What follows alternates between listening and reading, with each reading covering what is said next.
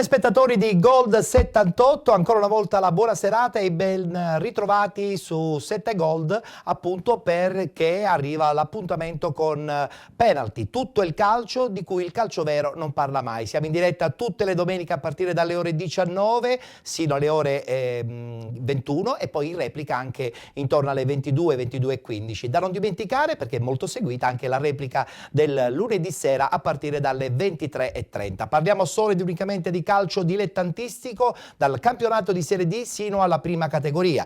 Campionati che si sono già conclusi, si sono già aperti, insomma, le atmosfere legate anche ai play-out e play-off.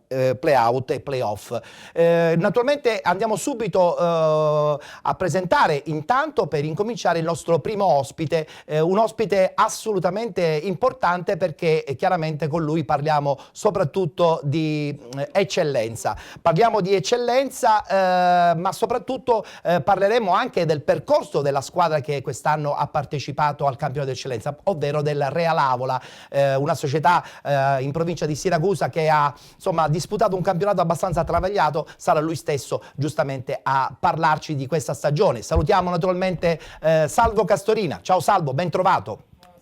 A tutti. Allora, Salvo Castorina, una battuta velocissima su questo Real Avola mi sembra giusta e doverosa. È stata una stagione un po' travagliata, se non sbaglio. È stata una stagione intensa. Intensa, e ci fermiamo qui? Sì.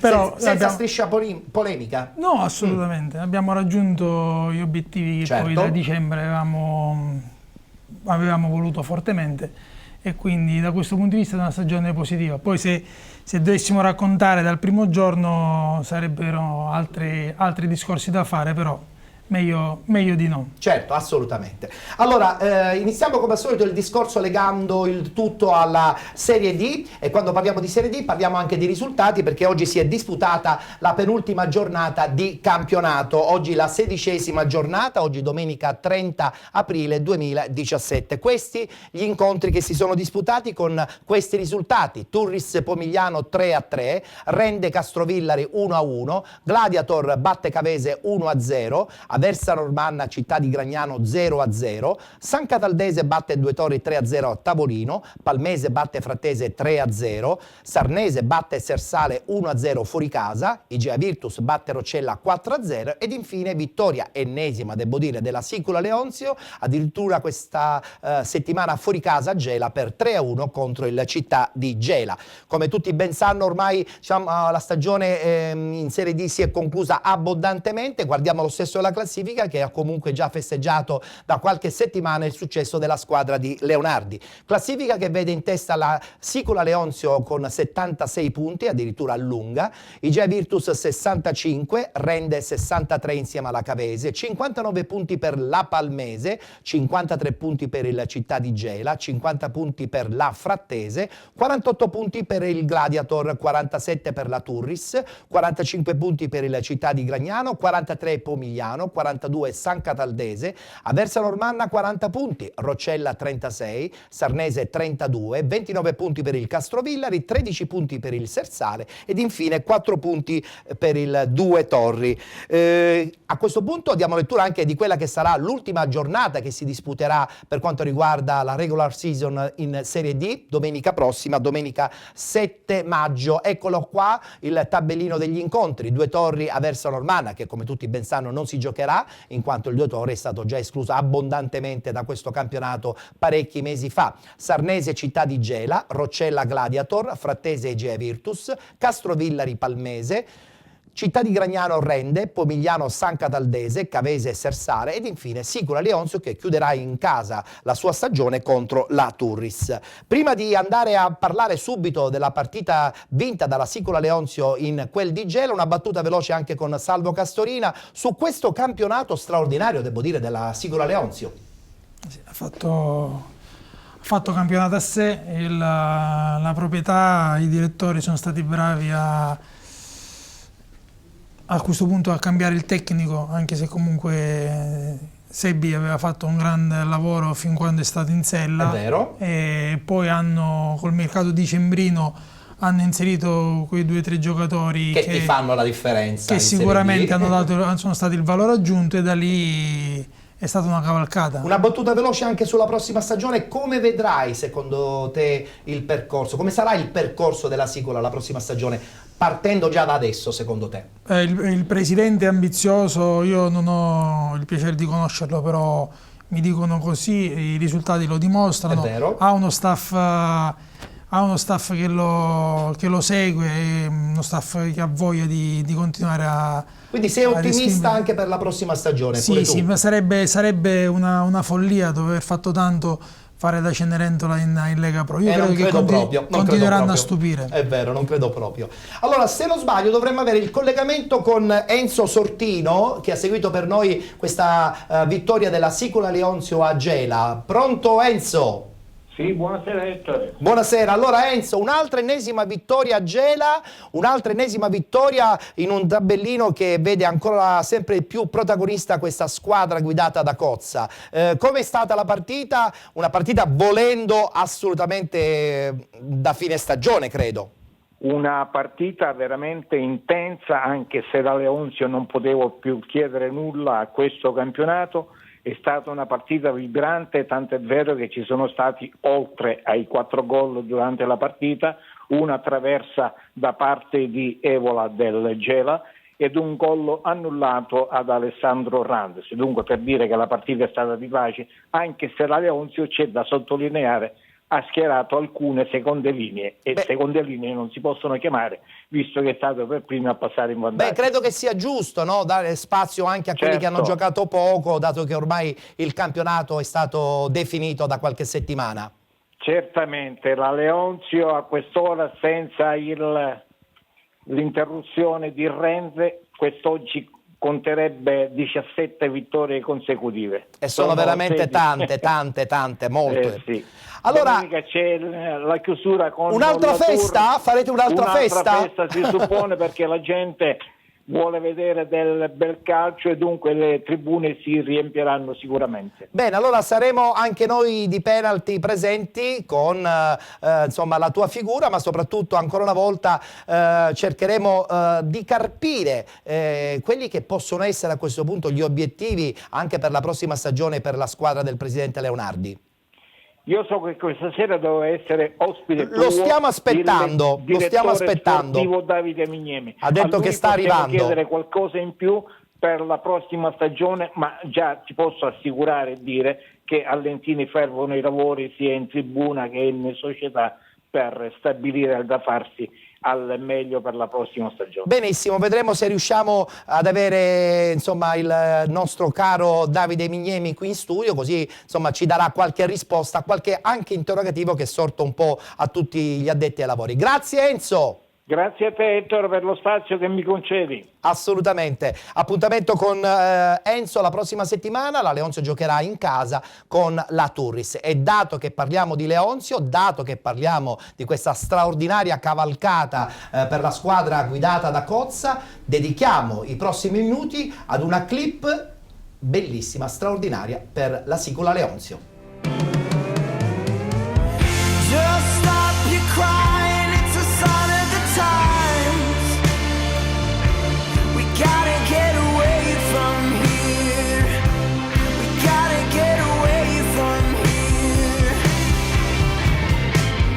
Just stop your crying, it'll be alright. They told me that the end is near.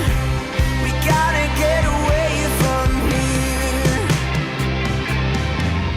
Just stop your crying at the time of your life. Breaking through the atmosphere, and things are pretty good from here.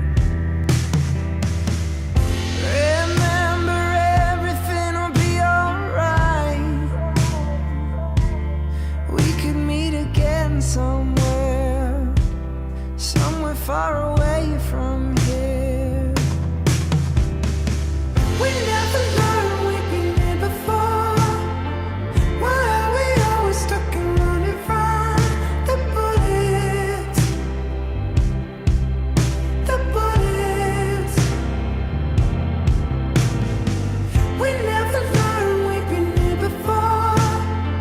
Why are we always stuck and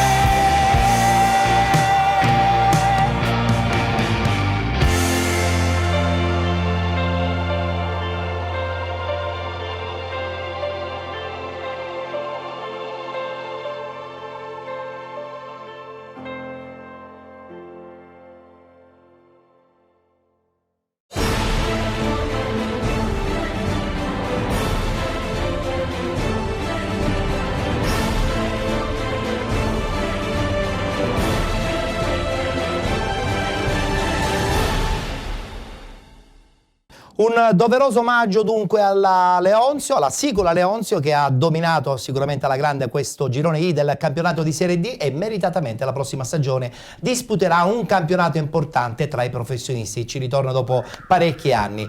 Vogliamo anche salutare l'arrivo di Giuseppe Anastasi, ex allenatore della Ciriale, insomma. Questa sera ci devi raccontare anche qualcosa, perché è successo un po' di tutto in settimana da Ciriale. Però tra poco ce ne parli. Intanto una battuta sulla Leonzio voglio sentirla anche da parte tua. Guarda, io a Lentini ci ho fatto la mia vita calcistica, prima da giocatore e poi come allenatore. Ma dico questo qua, che per me non è una novità, una società dove programma e quindi dove viene un attimino tutto programmato, perché se pensiamo che quasi tutto lo staff dirigenziale, a partire dal presidente Leonardi, ma voglio dire anche il direttore sportivo Mignemi, poi hanno aggiunto il direttore Finocchiaro, voglio dire è una programmazione a lungo termine e questi sono i risultati quando c'è poi... dell'ottimismo anche per la prossima stagione. Le voci dicono che anche la prossima stagione sarà una stagione da protagonista per la Sicola. Ma sarà così sicuramente, perché è come Siracusa, quando si programmano determinate situazioni poi viene tutto quando, diciamo così, più facile, no? È vero, anche se sappiamo tutti la Lega Pro non è certamente la Serie D.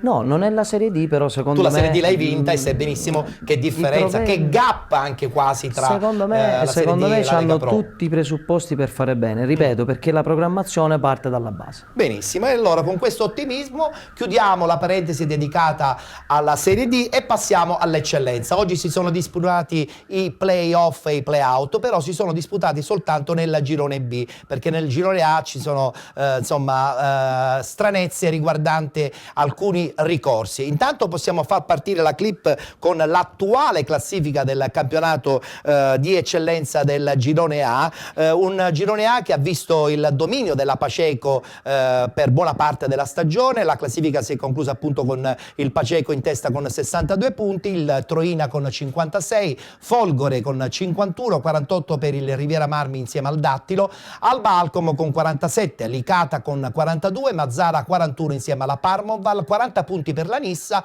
Pro Favara insieme anche loro a 40 punti, Castelbuono con Mussomeli 39 punti, 34 punti per il Campofranco e poi infine Marsala 19 e Terranova Gela con 8 punti. La classifica marcatore è stata vinta da Davide Testa con 19 reti. C'è un po' di confusione soprattutto perché per quanto riguarda i playoff si attende responso definitivo da parte della Lega riguardo al ricorso contro la Paceco, mentre per quanto riguarda il discorso dei play-out il Castelbuono aspetta risposta per un suo eventuale reclamo che è stato già giustamente inoltrato e stiamo aspettando un po' tutti la risposta. Sicuramente questo avverrà probabilmente entro mercoledì, massimo entro mercoledì, perché insomma si debbono disputare i play-off, il tutto entro il 10 di maggio, per cui insomma le date sono strettissime. Su questo girone, battuta anche con i nostri ospiti, un girone vinto alla grande a questo punto dal Paceco, però è anche vero onore alla straordinaria stagione di Pagana e compagni. Io penso che il mister Pagana e sia la dirigenza, anche lì vedi, lì si sono programmati in 2 o 3 anni di andare in Serie D, dove ci sono riusciti. Il Paceco ha fatto un campionato importante, perché secondo me chi vince va dato merito e atto di una stagione importante, con un girone che tutti quanti parlano che è più semplice quello del girone B. Io non credo, no, ma io penso che gli equilibri dei campionati comunque sono sempre quelli, tali e quali. È vero che con 62 punti hanno vinto il campionato, ma è anche vero che il Troina un attimino ha mollato. Il fatto è che ha vinto, diciamo così, tra virgolette, ancora deve fare la finale. Giorno ma comunque, 3 giocherà a Firenze, una finale io gli auguro importante. di vincere per tanti motivi, prima di tutto perché è una squadra siciliana, bravo, e 2 perché c'è un allenatore e un presidente che conosco. Complimenti. Salvo, invece per quanto riguarda questa vittoria del Paceco, sicuramente grande merito alla squadra di Mazzarra, che tra poco sentiremo in un'intervista, ma soprattutto anche le inseguitrici, su tutti la Folgore, sembrava lì per lì di trovare spazio addirittura al primo posto, poi invece ha un po' mollato proprio perché effettivamente il Paceco e soprattutto il Troina hanno fatto la differenza. Il Paceco ha vinto lo scontro diretto col Troina 3-0 e da lì dico, aveva spiccato il volo per la vittoria. Le altre erano anche loro attrezzate, non dimentichiamo l'Alcamo, però si deve dire senza ombra di dubbio che queste due squadre erano in assoluto le migliori e le più complete per la vittoria finale. Sicuramente se il Trovina avesse avuto qualche impegno in meno, probabilmente sarebbe stato un campionato diverso, più avvincente, però certo, adesso si giocherà una bella finale nazionale. Meglio così, perché ci saranno molte più squadre siciliane in Serie D l'anno prossimo ed è una cosa assolutamente bella. È vero, è vero.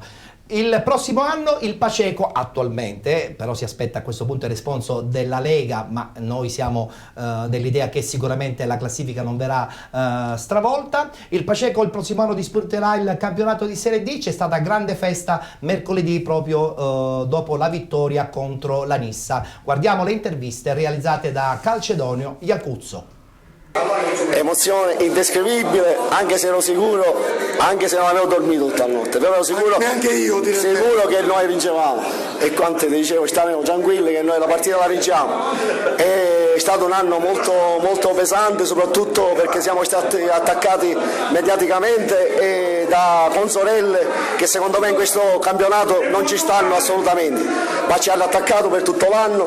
Le risposte è quella che abbiamo dato sul campo, altre risposte non ne abbiamo da dare, poi ci saranno gli organi preposti che daranno le altre risposte. Noi l'abbiamo data sul campo, siamo più 6 dal Trovina, li abbiamo battuti in entrambi gli incontri e adesso per noi il campionato è finito, pensiamo alla Serie D.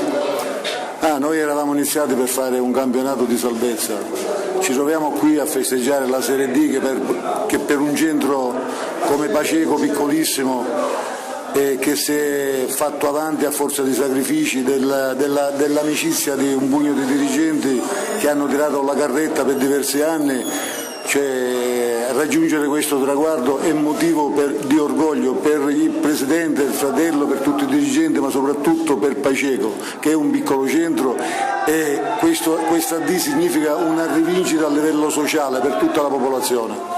Complimenti al nostro presidentissimo Salvatore Marino, suo fratello, ai nostri dirigenti, e che sono stati davvero, hanno messo tanta passione, tanto amore e tanta competenza, e questo è il segreto di questo grande successo con una piccola squadra, una squadra che fino al 2010 faceva la terza categoria e in pochi anni senza fare grandi investimenti ma solo con tanta passione e tanto cuore è riuscita in questo fantastico risultato.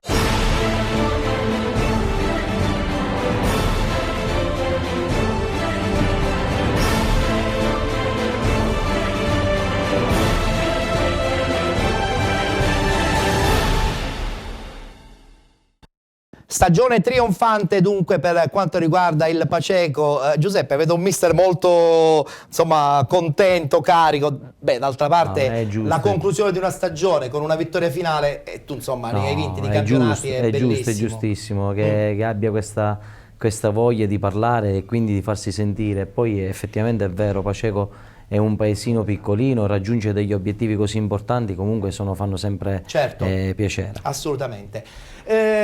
Nella griglia dei playoff probabili al 99,9% arriva il Dattilo Noir che ha fatto un campionato particolarmente interessante tra alti e bassi, poi nella parte finale ha allungato ed è riuscito a rientrare nella griglia dei playoff. E abbiamo al telefono il mister del Dattilo Noir. Buonasera Massimo, allora buonasera sei contento? Dai, sei contento perché ti giocherai questa tua bella chance nei playoff e credo che potresti essere, secondo me, ma poi lo sapremo anche attraverso i nostri ospiti di questa sera, sei la mina vagante di questi playoff, ho l'impressione. È vero, sì, sono contento perché come dicevi tu è stata una stagione molto altalenante. In estate abbiamo cambiato tanto e quindi ripetersi come l'anno precedente era quasi impossibile. E venivamo da un terzo posto stupendo, da un'annata trionfale, quindi sicuramente andare a ripetere questo tipo di campionato era impensabile. Siamo stati bravi perché nei momenti difficili abbiamo tenuto duro e poi l'ultimo mese la squadra veramente ha cominciato a volare e ci siamo ritrovati dentro i playoff veramente a suon di gol. Io credo che la parte finale della stagione poi diventa ormai importante per tutte le società dilettantistiche. Se hanno lavorato bene in una fase di preparazione si ritrovano secondo me con qualche benzina in più, forse anche per cercare di essere veramente competitivi soprattutto nei playoff o play-out a secondo. Sì, hai pienamente ragione. Difatti ho lodato sempre il lavoro del nostro preparatore atletico, perché la squadra si è ritrovata a disputare un finale veramente, ti dico, strepitoso. Ti dicevo, l'ultimo mese, nelle ultime 6 partite, 5 vittorie e una sconfitta allicata, insomma, che ci può stare, ma tutte a son di gol, e quindi vuol dire che la squadra sta veramente bene. Certo. Cosa ti è mancato, diciamo, nella parte centrale della stagione, in quei momenti in cui probabilmente sembravate che, insomma, qualcosa non andava per il verso giusto? Mancasse. Guarda, devo dire la verità, il gruppo ha tardato un po' ad amalgamarsi, a formarsi, e poi nella parte cruciale della stagione ho avuto qualche infortunio di troppo, e quindi non essendo più la squadra numericamente pronta come l'anno passato, pagavo un po' questa situazione. Certo. Alla fine, ti dicevo, grazie anche alla condizione fisica, me li sono ritrovati tutti a disposizione e insomma si sono visti i risultati. Certo. Io credo che, come dicevi bene tu prima, chi ne ha di più alla fine riuscirà a passarli questi playoff, perché dopo una stagione così importante arrivano i primi caldi e magari squadre che hanno vissuto lo stress delle prime posizioni fin dall'inizio si trovano lì e potrebbero pagarla. Noi siamo tranquilli, ci siamo ritrovati qua, quello che viene ci prendiamo, quindi bravi. non abbiamo nessun peso. Bravi, complimenti dunque a Massimo Formisano, a cui auguriamo un in bocca al lupo e speriamo insomma di risentirci e rivederci presto. Complimenti a voi e buon proseguimento. Grazie a Massimo Formisano, allenatore del Dattilo Noir. Battuta con i nostri ospiti, iniziamo con Giuseppe. Dall'altra parte, detto bene, tutti dicevano che era un girone facile, ma lo era secondo me, perché comunque Folgore Selinunte, Dattilo Noir, la stessa Riviera Marmi, Troina, che volendo liberando un posto ha dato qualche chance in più ad altri, comunque se la sono giocati sino all'ultimo. No, ma a me le parole che mi hanno un attimino così toccato, che è la cosa più importante, perché raggiungere un obiettivo il primo anno può essere anche un po' di fortuna e fatalità, raggiungere il secondo anno anche per il dato è ancora più difficile, vuol dire che l'allenatore gli ha dato una mentalità importante, una mentalità vincente, dove per raggiungere l'obiettivo che si sono sempre prefissati. Effettivamente Massimo Formisano ormai da qualche stagione è in ascesa come allenatore, tu che sei un direttore sportivo sai benissimo che il percorso degli allenatori è sempre legato molto anche ai risultati. In questo caso, nel caso di Massimo, lo scorso anno grande campionato, giustamente si è confermato. Certo. Chissà, potrebbe anche aumentare un po' il suo borsino, no? Che dici? Sicuramente. Si guardano questi risultati, certo, no? Certo, dal punto di vista tecnico. Dipende anche da come andranno i playoff, ma comunque indubbiamente sta facendo bene. Se nel calcio c'è riconoscenza e meritocrazia, potrebbe trovare qualche panchina più importante. Chi vedi favorito per questi playoff? Folgore Selinunte, Riviera Marmi, Dattilo Noir oppure Alba Alcamo? Sinceramente a sto punto credo che la Folgore, avendo la possibilità di giocare tutte e due in casa, ha delle grosse chance, anche se io non trascurerei l'Alcamo. Addirittura. Perché certo, parte molto svantaggiato perché l'ultimo in classifica. Però era una squadra costruita per fare un campionato importante, poi era un po' attardata. Sai, a volte ci sono delle fatalità e quindi rientrando in corsa... Certo. Può succedere di tutto. Potrebbe avere la mente distesa. Saranno dei playoff molto interessanti, secondo me. Hai detto proprio bene, molto ingarbugliati. Decisamente. Da quella il girone A sì, il girone B invece sembra un po' segnata già. Sono stati segnati. Tra poco infatti conosceremo i risultati e anche la griglia dei playoff e playout. Però prima dobbiamo lodare anche una stagione, quella del Mazzara, che insomma era partito sicuramente con i favori importanti nel girone A del campionato d'eccellenza, poi pian pianino purtroppo le cose non sono andate per il verso giusto, ma alla fine proprio battendo il Riviera Marmi con un sonante 7-3 sono riusciti a portare in salvo la stagione e chissà magari programmare per il prossimo anno. Guardiamo il servizio. Missione compiuta e salvezza diretta raggiunta per il Mazzara Calcio. Un risultato netto e 3 punti in cascina che hanno consentito ai gialloblu di ottenere la matematica salvezza senza la necessità di attendere i risultati provenienti dagli altri campi.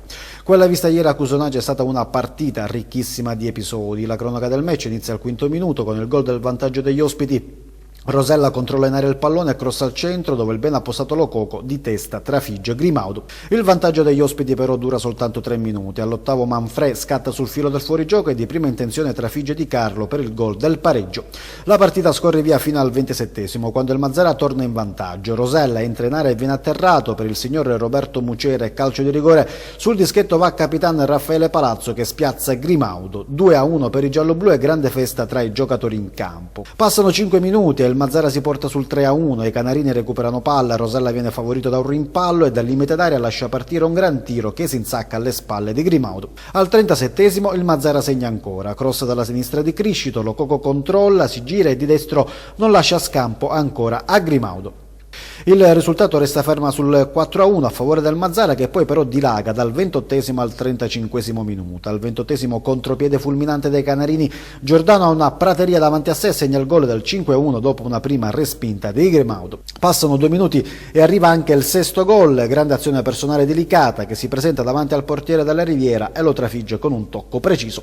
Al 35° addirittura il Mazzara si porta sul 7-1, assist al bacio di Agate per Lococo che da 2 passi firma la tripletta stagionale, la seconda dopo quella con il Terreno Vagela e il gol totale numero 9. A questo punto i canarini si rilassano e la Riviera Marmi ha uno scatto d'orgoglio. Al 41° altro calcio di rigore a favore dei padroni di casa, sul dischetto questa volta Vannolfo che non sbaglia e segna il secondo gol di giornata dei padroni di casa. Al 44° arriva il gol del definitivo 3-7 con Guaiana che rende un po' meno amaro il passivo.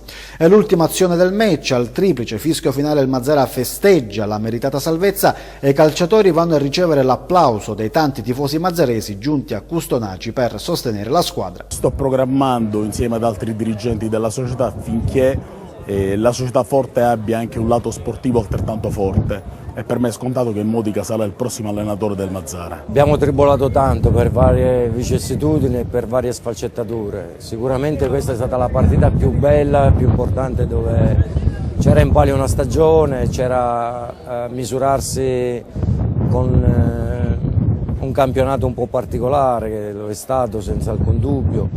Un plauso va a chi è riuscito a vincere il campionato perché le 7 di Trapani hanno fatto grandi cose, quindi Paceco, Troina, complimenti a loro e tutti coloro che sono arrivati ai playoff.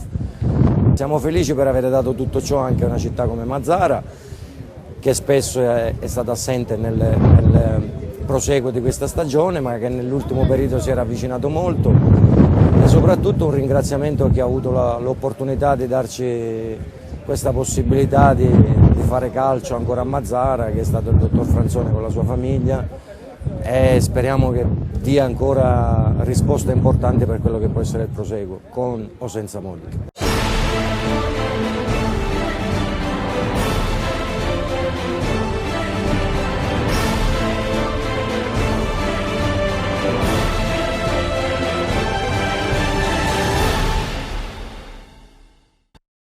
Stagione salvata dunque a Mazzara, battuta anche con Giuseppe Anastasi, perché un po' mi sorprende Mazzara, Marsala, Milazzo, che sono dei grandissimi centri, però vivacchiano tra l'eccellenza e, se va bene, un po' in Serie D con grandi problemi. È molto strano tutto ciò, no? No, ma è strano, ma oggi purtroppo, vedi, non è strano più niente, perché comunque l'economia si riflette anche sul calcio. Anche perché fare una Serie D a grandi livelli ci vuole un esborso. Ma anche in eccellenza, vincere, voglio dire, è sempre dispendiosa, quindi secondo me, ripeto, la programmazione è l'unica cosa che potrebbe salvare, tra virgolette, le società. Però se c'è anche un budget di accompagnamento diventa fondamentale, perché se non c'è neanche quello ci può essere la più bella organizzazione, ma ci vuole il budget da gestire. Sì, è normale, è normale. D'altra parte, insomma, mi ricordo la tua esperienza a Siracusa, il budget era importante, infatti fu insomma, disputata una stagione straordinaria. Importante, no? Abbiamo disputato lì un campionato veramente importante. Stratosferico, direi. Anche se devo dire che lì poi c'era, se non vado errato, il Vittorio che un attimino ha smantellato, perché non c'erano più, creando perché anche punto... il Vittorio di Giovanni Campanella era partito per vincere il campionato e era lì primo in classifica, stava facendo bene, un bel campionato. Ma voi avevate una bella squadra. Noi avevamo una grande squadra, sinceramente. La guida tecnica di Giuseppe Anastasi, Salvo, non la invento io, no? I numeri parlano da soli. Bravo, a prescindere da poi quello che come è andata questa finale di stagione da Cireale. Assolutamente. Dico, tra poco i numeri sono inconfutabili. Ci racconterà quello che è successo. Tra poco ci racconterà quello che è successo, perché intanto vediamo subito la schermata di questa classifica legata al campionato di eccellenza del girone B, che come tutti ben sanno è stato vinto dal Palazzolo, un Palazzolo che insomma ha disputato una seconda parte pazzesca, Palazzolo con 63 punti, poi la Ciriale con 62, San Pio X, Pedara San Pio X 61 e poi Sant'Agata di Militello e Milazzo con 57 punti.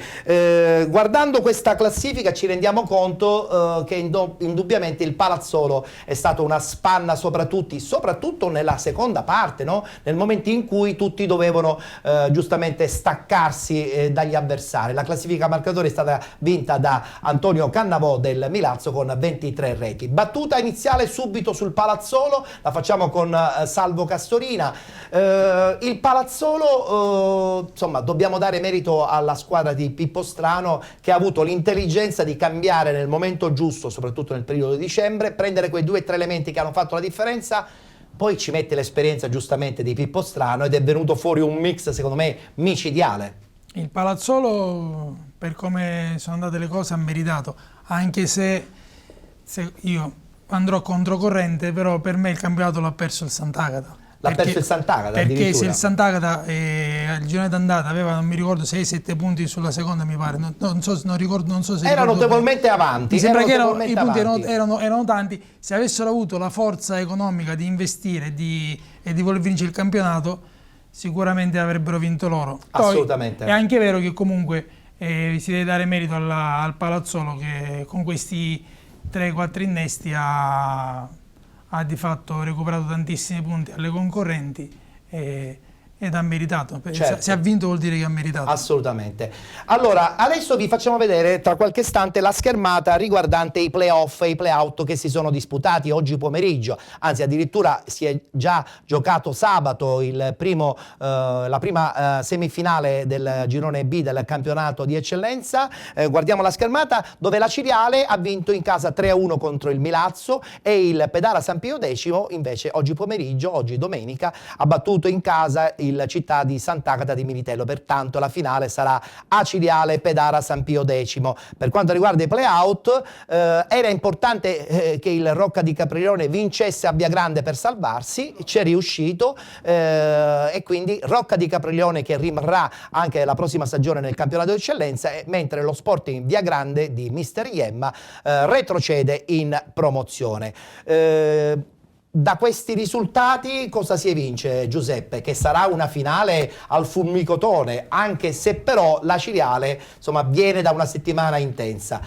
Prima di parlare su quello che è successo, perché lo vogliamo sapere dalla tua viva voce, indubbiamente questa è una finale un po' aspettata da tutti, o no? Ma guarda, secondo me il Pedara San Pio è un'ottima società e un'ottima squadra, nulla togliendo comunque al Milazzo e a quello che ha detto il direttore Castorina. Secondo me il Sant'Agata, se avesse avuto delle forze economiche in più, non che non ne abbia, ma che ne avesse avuto in più, secondo me poteva dire la sua, anche perché c'ha un allenatore di tutto rispetto e comunque una squadra di tutto rispetto. Certo. Però erano quelli, punto e basta. E sulla Ciriale? Beh, apriamo questa porta, Ciriale, dai. Cosa è successo, Giuseppe, questa settimana? Perché siamo veramente curiosi di capire, perché la nuova dirigenza ha deciso di cambiare a pochi giorni dai play-off tutto lo staff tecnico. Ci sorprende assolutamente questa scelta. Parola a Giuseppe Anastasi. No, ma guarda, io c'ho da dire onestamente pochissimo. Che io, ti dico la verità, dopo la partita di Pistonina mi ero ripromesso di parlare con la nuova dirigenza e se non c'erano i presupposti andare via. Comunque mi hanno anticipato.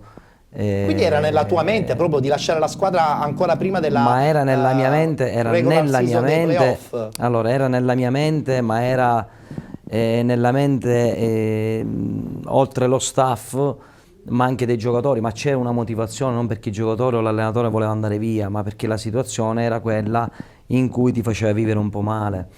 Io penso che... Cioè, insomma, non c'era serenità. No, ma non c'è serenità da quando è che siamo partiti. E lì la responsabilità è quella che onestamente mi assumo io, perché non vedendo le cose chiare magari uno doveva scegliere di andare via, però... Ma c'è stato un momento in cui tu hai lasciato la squadra, poi sei rientrato? Sì, lì sono rientrato perché onestamente parlando volevamo raggiungere un obiettivo con i ragazzi, lasciarli da soli in quel momento, secondo me, e forse mi hanno fatto tornare sui miei passi.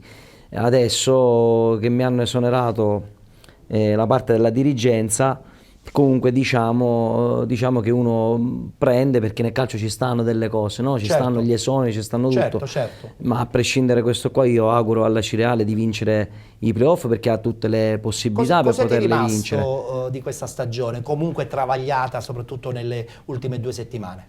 No, quello che mi è rimasto, ti posso dire che da oggi, se non c'è una programmazione, in certe piazze non si può andare. Questo non significa che oggi ci sia... È un consiglio che dai anche agli altri allenatori. Sì, no, vabbè, ma lo sanno, vabbè, ma lo sanno anche loro. Lo sanno anche loro. No, quello che mi rimane, io dico, spero che questa nuova società abbia l'idea di quello che sta andando a fare ad Acireale, perché effettivamente Acireale è una piazza importante. Anche troppo importante, devo dire. Anche se spesso e volentieri, Salvo, insomma, la Cireale vive troppo di riflesso su quello che è stato, mentre invece poi la realtà da un paio di anni a questa parte è totalmente diversa, o sbaglio? Ma tutte le piazze che hanno vissuto dei fasti importanti in passato vivono di luce riflessa, ricordi passati. Purtroppo però il tempo passa per tutti e bisogna calarsi nella mentalità e nel presente. Io credo, estraneo ai fatti, sì? Giusto per quello che ho letto, ho sentito, secondo me da Cireale a oggi non è cambiato nulla. Cosa voglio dire? Secondo me ai ragazzi è stata semplicemente data un po' di tranquillità virtuale, sì, che non avevano prima. La tranquillità è come se quando tu hai qualcosa, vai dal medico, il medico ti riscontra un raffreddore e ti dà l'antibiotico. Tu prendi l'antibiotico e già stai subito bene, ma ancora l'antibiotico dal prenderlo al fare effetto ci vogliono una settimana, 10 giorni. Quindi, ma questo cosa vuol dire? Che adesso in prospettiva playoff, insomma, tutta questa serenità allora non c'è? No, io dico che secondo me i ragazzi hanno avuto la serenità di aver voltato pagina rispetto alle problematiche che c'erano prima, quindi i ritardi, il presidente che c'era e non c'era, tutte queste storie qui. Però non credo che questi signori siano arrivati con la bacchetta magica, abbiano messo sul tavolo 5, 6, 7 mesi di soldi per come si dice in giro. Mi piace perché parli con il verbo giusto. Io dico le cose come stanno. Secondo me è così. Allora, siccome abbiamo fatto calcio tutti e sappiamo cosa vuol dire, siamo stati seduti tutti negli spogliatoi, quando c'è una novità, allora mentalmente tu ti convinci che ci sia la svolta, sì, anche se poi non è così o ci vorrà del tempo anche se a questo punto vedremo cosa succederà, diamogli il modo di capire bene cosa succederà a tutti.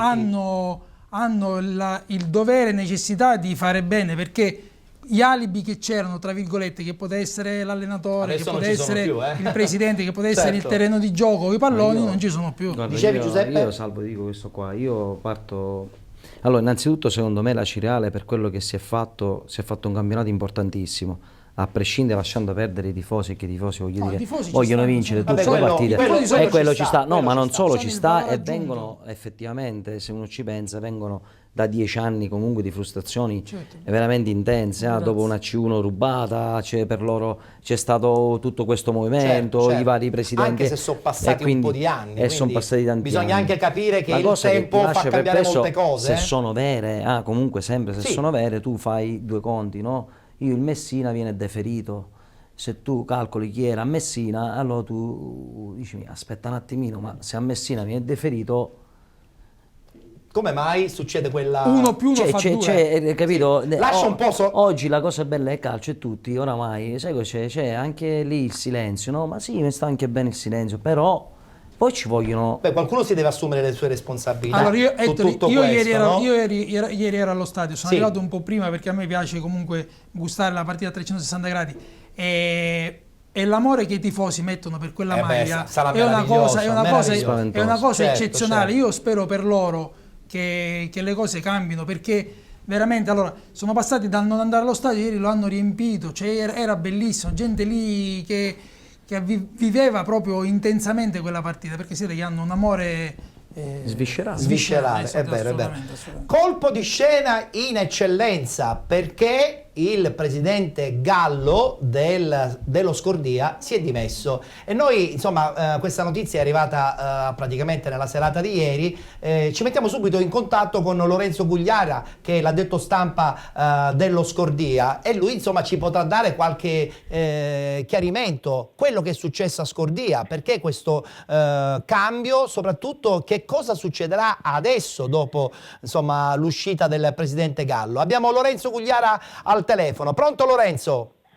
Sì, buonasera a tutti, buonasera a te e a tutti i tuoi ospiti in studio. Allora, Lorenzo, cosa è successo? Questa è stata una notizia che, insomma, è arrivata sulla rete in maniera inaspettata e siamo curiosi di capire se è successo qualcosa oppure evidentemente il presidente ha deciso di mollare perché è stanco, oppure perché ha altri progetti, oppure perché ha altre piazze, perché sono arrivate voci che lo vorrebbero a Vittoria. Ah, attenzione. Allora, io per quello che mi riguarda, il Presidente è stato a cena con la squadra, con lo staff e con i Federissimi e quindi praticamente ha chiuso la stagione con questa cena e alla fine ha praticamente ufficializzato la sua decisione, quella di lasciare la conduzione della società, lo ha praticamente detto in modo assolutamente tranquillo, serena, sì, insomma, finisce qui la mia esperienza, anche perché già alla fine della scorsa stagione, con la retrocessione all'ultima giornata in Serie D, già il Presidente aveva diciamo così, un'idea, no? Quella di lasciare, però siccome è una persona che conosco bene, non vuole mai lasciare nei momenti, come dire, di grande difficoltà, ha invece deciso di riprendere in sella e di, come dire, portare questa squadra a un passo dai playoff. Senti, ma secondo te la voce che lo vorrebbero a Vittoria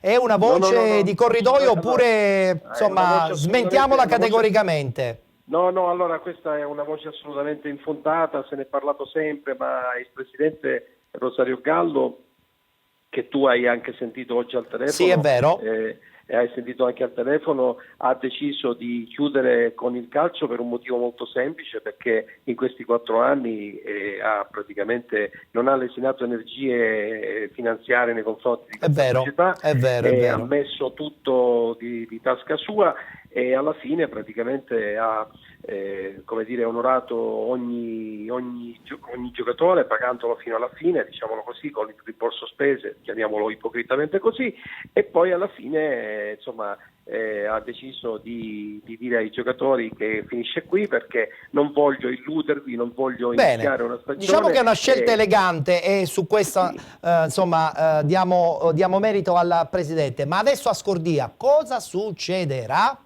Questa è una domanda che un po' tutti ci siamo posti. Cosa succederà a Scordia? Io credo che il futuro a Scordia sia molto nero, perché accanto al presidente Gallo in questi diciamo anni non si è avvicinato nessuno, anzi c'è stato praticamente il vuoto dal punto di vista imprenditoriale. Qualcuno dice che è legato al fatto che lui sia così, un carattere abbastanza spigoloso, che sia una persona, se vogliamo, accentratore, che sia un leader che non vuole molti, diciamo, collaboratori alla sua pari, ma la verità in fondo è che Scordia questo progetto non l'ha mai sentito proprio, tranne i tifosi che sono stati sempre presenti allo stadio, ma poi la classe imprenditoriale, se vogliamo la politica, sempre non è stata molto vicina al presidente. Ma sì, insomma, questo purtroppo succede in tante realtà. Io quello che ti posso dire è che questi 4 anni sono stati 4 anni davvero fantastici. Immagino, il presidente certo. è arrivato a febbraio del 2014, la squadra è stata poi promossa l'anno dopo in Serie D, e quindi insomma immaginati che Certo. cosa insomma, poteva Assolutamente. succedere. Sono passati giocatori sono ricordi che rimarranno indelebili, soprattutto per quelli che li hanno Allora, vissuti in per quello prima che posso persona, dire no? io, il Presidente ha chiuso praticamente la sua esperienza calcistica, lui è una persona che segue da vicino il suo lavoro, ha diciamo un'azienda in tutta Italia, sposta tutti i giorni in aereo, quindi insomma alla fine si dedicherà alla sua attività. Va bene. Allora gli auguriamo in questo caso buon lavoro e un saluto particolare va anche a te, Lorenzo. Speriamo di averti in studio prestissimo, così ci racconti un po' anche insomma il tuo campionato in eccellenza, va bene? Ma spero di raccontarti anche un futuro positivo per Scordia. Assolutamente, grazie a Lorenzo Gugliara Buona serata a voi. da Scordia che ci ha insomma dato delle informazioni su questa uscita di scena da parte del presidente Gallo proprio nella società dello Scordia. Una battuta, va via un presidente che comunque insomma aveva investito, Giuseppe, nulla da dire. È un presidente ha importante. investito in prima persona. No, va via un altro presidente importante, perché in queste categorie, almeno perché ha fatto queste categorie, è andato via un presidente che comunque è una persona seria, io lo conosco personalmente poco, ma personalmente l'ho visto, atteggiamenti da persona veramente seria, grande qualità, non c'è da dire niente. E se va un altro che economicamente era quello e poteva dare qualcosa in più a calcio. E Fatevi due conti. questa cosa è molto negativa, molto negativa. Allora, possono già partire le immagini di sottofondo su questo Real Avola che si è salvato in una stagione un po' travagliata, con le immagini di Alessandro Belanic. Capiamo subito che nel corso di questa ultima partita c'era da vincere, la squadra ha vinto. Che campionato è stato, Salvo, per voi? È stato un campionato, come ho detto prima, particolare e intenso. Io sono arrivato a mercato fatto, sì, una settimana prima che iniziasse la Coppa Italia ed ho trovato già tutto bello e fatto, a parte 2 giocatori che comunque poi sono stati inseriti in organico dopo, sono Raimondo e Lococo. Di fatto comunque la squadra che era stata formata all'inizio non era una squadra che poteva essere mantenuta, perché le forze economiche che ci sono state a tavola erano circoscritte a 2 persone, Formisano e Palumbo, che saluto, e quindi troppo oneroso quel campionato. No, quella squadra troppo onerosa per la realtà di Avola, fermo restando che comunque poi è anche vero che... Avete un po' sofferto per caso il boom di Lentini? No, perché Avola non fa testo, fa campionato, fa provincia a parte, nel senso sono molto distanti da Lentini. Il problema è che quella squadra aveva un costo importante, poi è anche vero che nel momento in cui abbiamo incontrato le big del campionato abbiamo di fatto perso tutti gli scontri diretti in casa, perché abbiamo perso con la Cireale, abbiamo perso con la San Pio, quindi al di là del fatto che la squadra non si poteva mantenere perché costava tanto, più metti il discorso che eravamo già lontani dai traguardi che inizialmente si era che qualcuno aveva pensato di far credere si potessero raggiungere, allora lì abbiamo dovuto ridimensionare affidando la guida tecnica ad uno dei migliori allenatori che ci sono nella categoria, l'ha condotta con serenità e che secondo me, perché di fatto faccio il direttore, l'ho scelto io, era la persona che in quel momento, l'uomo giusto che poteva andare, l'uomo giusto al posto giusto, ed infatti con una squadra molto giovane ed economicamente più bassa come dispendio di risorse economiche, siamo riusciti in questa... Questo è stato il passato, l'inizio della stagione, quantomeno la parte centrale. Questo è stato tutto. Cosa succederà adesso dopo tutto questo? Che prospettive esistono ad Avola, che hai detto bene è un centro importante, non è un centro che va sottovalutato? Purtroppo non so per quale motivo, perché io seguo il discorso tecnico, faccio la conduzione tecnica, quindi non mi occupo di altri discorsi. Ad Avola non sono stati molto vicini alla proprietà, non so per quale motivo e neanche mi interessa, di fatto mi interessa neanche saperlo. Insomma, ci stai dicendo che hai lasciato la squadra allora a questo punto, no? Io sì, Benissimo, ma non perché voglio fare il fenomeno, perché quest'anno, e l'ho detto anche in intervista a fine gara, abbiamo fatto molto pallone e pochissimo calcio. Ho capito. Chi sa di calcio sa cosa sto Giuseppe, dicendo. hai sentito bene? Ha fatto troppo pallone anziché calcio ed è una cosa brutta, soprattutto perché si parla di eccellenza, dove forse rispetto magari alla promozione tecnicamente dovrebbe venire un po' il concetto del calcio a tutti gli effetti. No, è brutto perché per quello che sento dal direttore vuole fare calcio. Quindi una persona che è un professionista e che vorrebbe mettersi in discussione, perché comunque chi fa calcio si mette in discussione giorno dopo giorno, effettivamente se poi sei in una società dove non ti viene fatto il minimo sforzo o la società o chi per la società, naturalmente chi vuole fare calcio e si ritrova a fare un altro tipo di cose, allora dà fastidio. Assolutamente. Allora, quindi vedremo cosa succederà. Sei sulla piazza allora a questo punto, Salvo. Sì. Insomma, la prossima stagione vedremo cosa bolle in pentola. Speriamo che ci sia qualcosa per tutti.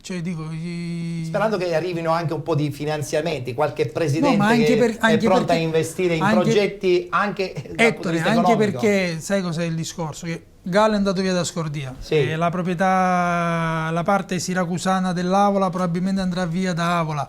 Sì. Nel bene o nel male, queste sono persone che hanno delle risorse economiche e che le investono volentieri. Allora, se fossero coadiuvate, fossero affiancate da realtà locali, e lì è il problema. Questo è il problema. Quindi, le amministrazioni hanno chiuso i rubinetti, quindi sono soltanto i partner sponsor. Siccome nel calcio purtroppo si vive moltissimo di gelosie, di invidie, tutte queste storie qui, allora da lì Giuseppe sorride. Io per natura sono una persona schietta e sincera, dico le cose come stanno. Le persone o mi amano o mi odiano per questo. E quindi allora rimarrai adesso anche per la promozione, così ci dai un tuo pensiero sulle altre squadre che hanno disputato il campionato di promozione. Invece congediamo Giuseppe Anastasi chiedendo: Giuseppe, hai chiuso la parentesi di Aciriale a prescindere dai modi? Personalmente condivido le tue scelte comunque, e bollerà in pentola qualcosa. Insomma, tu un paio di mesi fa mi hai detto quasi quasi tenterò la via dell'estero. Tu sei un allenatore tra l'altro professionista con il patentino di seconda categoria, quindi la chance anche di mettersi in gioco fuori dall'Italia secondo me è una possibilità in più. C'è qualche possibilità, c'era prima, c'è stata. Purtroppo c'è stata nel momento in cui in famiglia, perché poi bisogna fare scelte di vita indubbiamente. No, la scelta la condivido sempre con la mia famiglia, perché per me quella è sacra, assolutamente, è sacra, soltanto che mia moglie è dovuta andare a lavorare fuori a Firenze, quindi lasciare 2 bambini da soli non mi sembra proprio il caso. Non mi sembra il caso, quindi adesso stiamo cercando un attimino, però ti posso anche garantire che avevo firmato per una squadra. Immagino, infatti me ne avevi parlato in maniera molto chiara. Una squadra, penso, insomma, il prossimo anno in eccellenza, non credo che non possa arrivare per Giuseppe Anastasi. Ma guarda, voglio essere ottimista per te. Ti dico una cosa, io lo so, lo sappiamo. Io dico questo qua, io una volta ho avuto anzi una discussione propositiva con il mister Pitadella, dove lui giustamente mi diceva, io facevo, ma Orazio, ma perché, secondo me lui è un allenatore che comunque queste categorie oramai li conosce molto bene. Li conosce abbastanza bene. Mi fa: guarda, io sposo un progetto anche in prima categoria. E io facevo: ma che sei pazzo? Sei pazzo? No, io ho detto la prima categoria no, ma perché volevo, sì. Oggi penso che chi sta nel dilettantismo, naturalmente tra la promozione e una Serie D, deve avere una programmazione. Quindi meglio una promozione con una programmazione anziché una Serie D. Guarda Siracusa, guarda Lentini, l'importante è che ci sia una programmazione. Assolutamente. Bene, allora noi ti auguriamo un in bocca al lupo per la prossima stagione e speriamo che anche qualche sassolino la prossima stagione lo puoi tirare fuori per la soddisfazione tecnica tua. Ti ringrazio per l'invito, ringrazio il direttore Castorina, grazie a tutti e ci vediamo alla prossima. Tra poco, dopo la pubblicità, si parlerà di promozione, si sono conclusi i 4 gironi, quindi c'è già la griglia dei play-off e dei play-out e si parlerà anche di play-off e play-out di prima categoria. A tra poco. Penalty Awards 2017, quarta edizione. Tutto il meglio del calcio dilettantistico siciliano in un'unica grande serata. Il galà del calcio nostrano va in passerella con la premiazione dei migliori dirigenti, i migliori tecnici, i migliori atleti della stagione calcistica. Penalty Awards 2017. Una serata esclusiva con il gotha dirigenziale e sportivo del calcio siciliano. Le eccellenze dello sport, del giornalismo e dello spettacolo. Penalty Awards 2017, lunedì 12 giugno alle ore 18 presso il Teatro Comunale Nino Martoglio di Belpasso, Catania. Potrete rivedere l'intera manifestazione domenica 18 giugno 2017 alle ore 19 sul canale 78 del digitale terrestre di Gold 78. Presenta Ettore Tortorici. Eccoci rientrati in studio, amici di Penalty, tutto il calcio di cui il calcio vero non parla mai. Siamo in diretta ogni domenica tra le 19 e le 21, poi in replica anche dopo le 22 della stessa domenica, in replica anche il lunedì sera, una replica molto importante, molto seguita dopo le 23:30. Parliamo di calcio dilettantistico, lo facciamo ormai da parecchie settimane, questa addirittura di Penalty è la sesta stagione. A proposito di appuntamenti importanti, vi voglio ricordare l'appuntamento clou per quanto riguarda la stagione della nostra trasmissione, l'appuntamento con i Penalty Awards quest'anno il 12 giugno presso il Teatro Nino Martoglio di Belpasso, dove si premieranno i migliori atleti, i migliori dirigenti, i migliori tecnici ed i migliori allenatori. Naturalmente di questa stagione si premieranno le categorie dell'eccellenza, le categorie anche della promozione e poi anche sulla prima categoria, ma sarà una kermesse importante perché avremo modo anche insomma di avere un po' tutto il gotha del calcio siciliano presente. Allora andiamo subito a presentare gli ospiti che sono arrivati per quanto riguarda questa seconda parte della nostra trasmissione. Iniziamo subito alla mia sinistra con un volto stravolto, quello di Antonio Richichi, direttore sportivo dell'Atletico Catania, che per il rotto della cuffia, insomma, vincendo una partita all'ultimo istante, finalmente ha raggiunto questa sospirata eccellenza. Sì, è stata oggi una partita nella partita, perché loro non avevano nulla da perdere, segnare al 94esimo e avere un campionato in ballo per più di 90 minuti. Poi è scattata anche una forma di nervosismo che poi alla fine incide in queste partite dove la posta è pesantissima. Abbiamo due giocatori dello Sporting Augusta che ha trionfato la scorsa settimana, ha perso la semifinale di Coppa, ma insomma gioca poco questa cosa, perché indubbiamente il vostro obiettivo l'avete raggiunto nella regular season facendo un campionato secondo me straordinario. Un complimenti particolare va chiaramente al vostro presidente Massimo Casertano, ma tutto lo staff tecnico, anche con mister Zarbano. Abbiamo Beppe Longo e Stefano Cardile. Buonasera ragazzi, tutto a posto? Avete festeggiato solo ieri sera? Abbiamo anche qualche foto.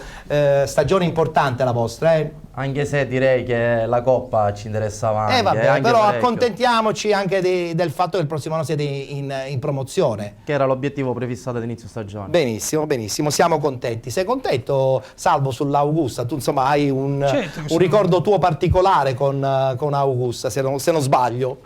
Vabbè, ad Augusta il problema di Augusta quell'anno fu che la proprietà decise di non pagare più.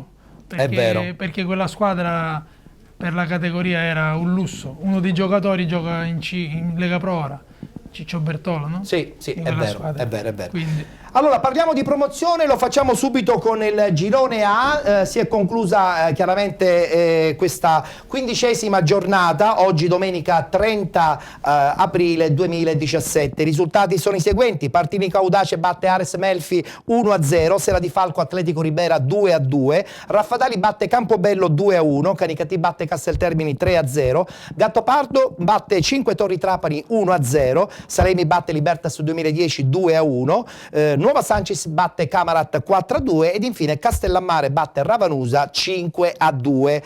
La classifica è stata già abbastanza ampiamente definita, soprattutto nella testa già da parecchie settimane, con la vittoria stratosferica di questa stagione da parte del Canicattì che comunque ha anche vinto in questa ultima giornata e porta a 77 il suo bottino finale di punti per quanto riguarda questa stagione. Quindi Canicattì 77 punti, Raffadali con 67, 57, Libertas 2010 con 57 punti, Castellammare con 56, 54 per la Nuova Sancis, e poi a seguire tutte le altre squadre.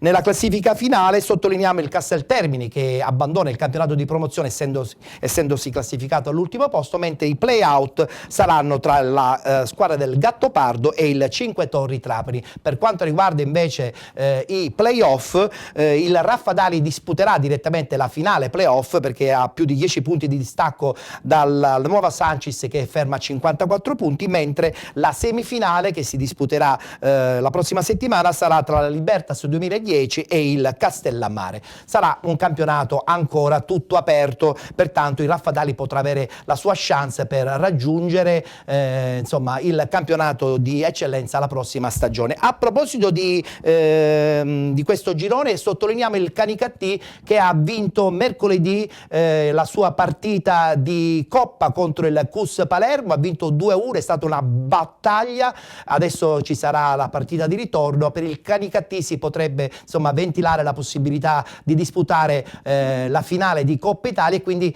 aumentare il bottino della sua stagione. Dopo aver vinto il campionato, insomma, portare in bacheca anche una Coppa Italia sarà sicuramente una cosa molto importante sia per quanto riguarda il presidente ma anche per quanto riguarda l'allenatore Falsone. Guardiamoci il servizio su questa bella vittoria ma molto sofferta nei confronti del CUS Palermo per 2-1.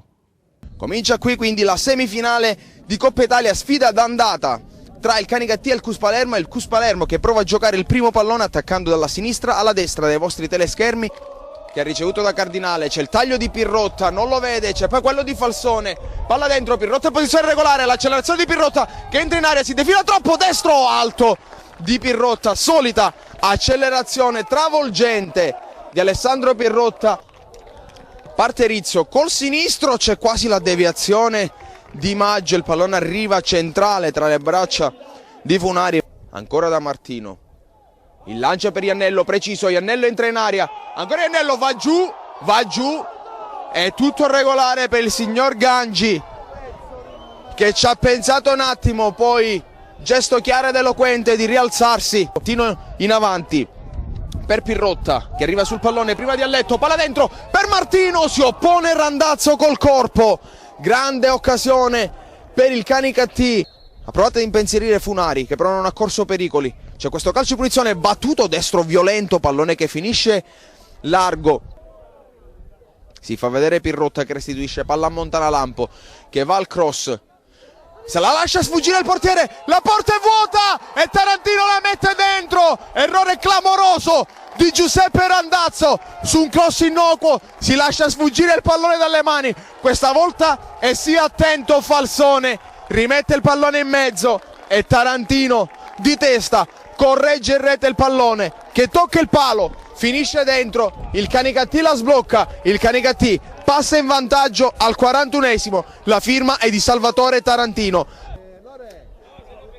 Aveva avuto 2 grosse occasioni, 3 considerando quella sprecata con il 2 contro 2 di Pirrotta e Tarantino. Attenzione però al CUS, palla dentro e Funari salva.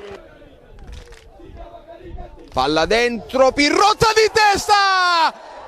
Gran gol ancora una volta di Alessandro Pirrotta, il raddoppio del Canicattì a inizio ripresa sul cross di Tarantino, irrompe di testa, fa valere tutta la sua fisicità Alessandro Pirrotta e c'è il gol del Canicattì che raddoppia. Canicattì 2, CUS Palermo 0, i minuti nella ripresa sono 6, ha raddoppiato il Canicattì. L'apertura è per Tarantino, non c'è Iannello, ma in sovrapposizione arriva Guarnotta, arriva il cross, filtra il pallone e Falsone spreca una grande occasione che va a battere questo calcio d'angolo, palla dentro, colpo di testa fuori di un soffio e Cipolla, Cardinale per Cipolla che colpisce ma manda il pallone alto, va a battere Rizzo, palla dentro e c'è il gol, il tiro direttamente in porta di Davide Rizzo, arriva il triplice fischio.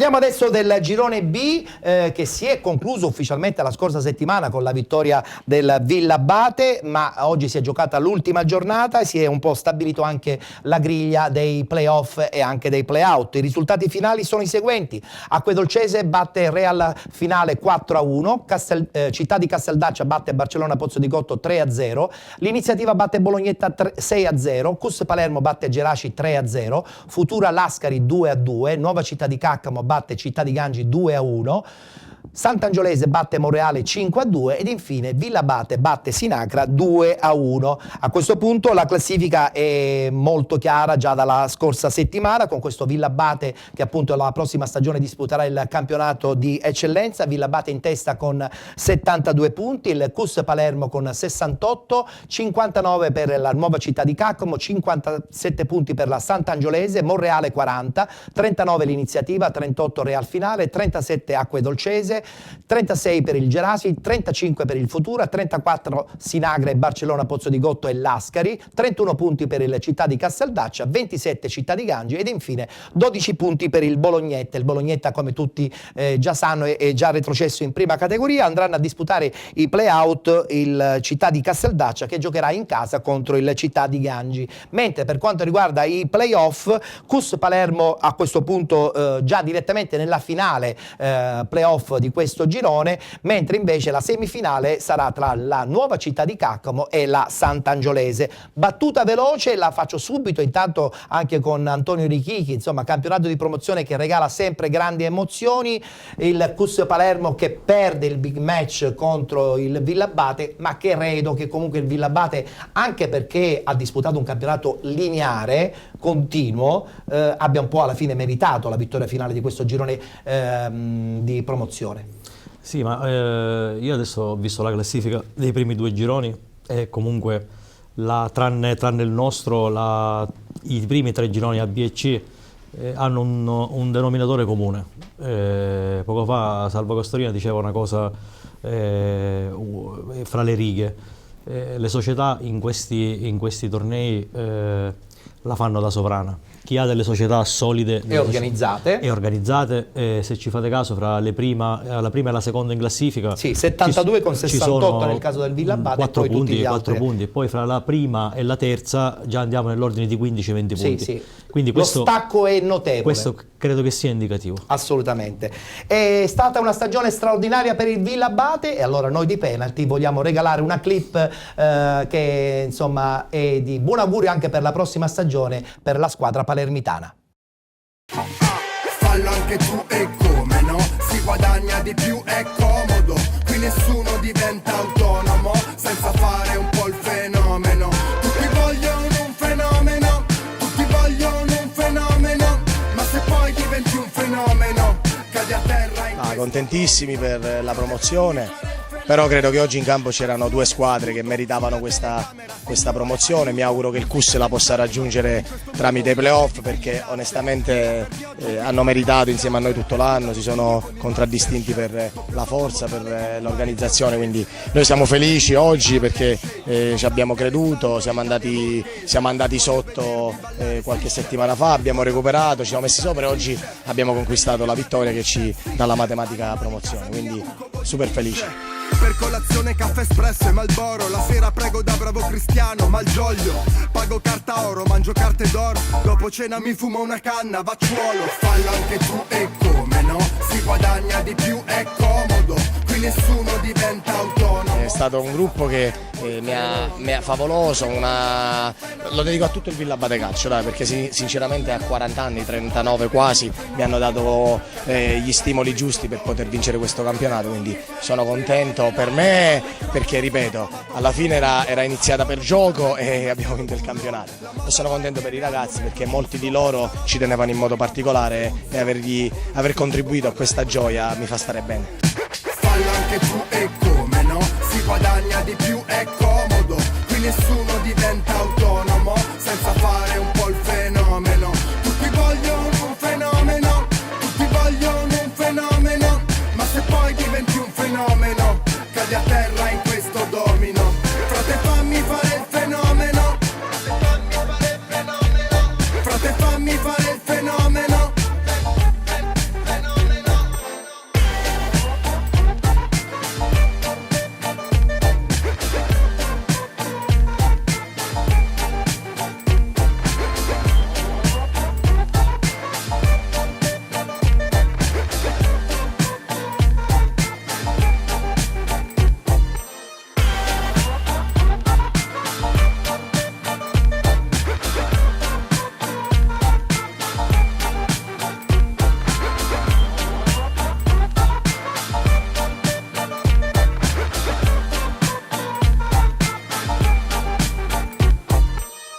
Cazzo, ma che figata!